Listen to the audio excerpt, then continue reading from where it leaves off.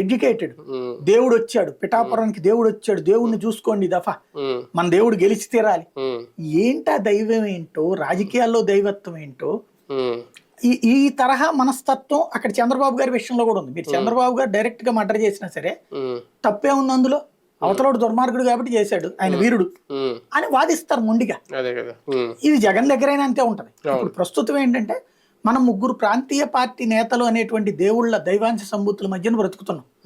మనకు వచ్చేది వాళ్ళు వేసేటటువంటి దయాదాక్షిణ్యాలతో కూడిన భిక్ష. దాదాపు 10 ఏళ్ళు దాటిపోయింది కదా జనసేన పార్టీ ఆవిర్భవించి పార్టీ పెట్టి.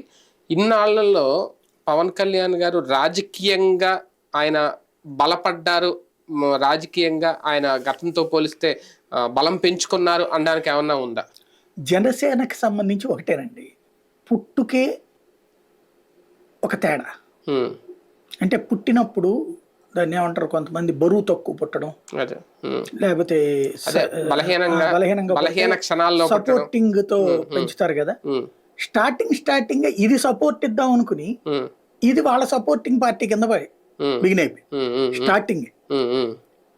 ఏ రోజున అది ఒంటరిగా పోటీ చేసింది జనసేన?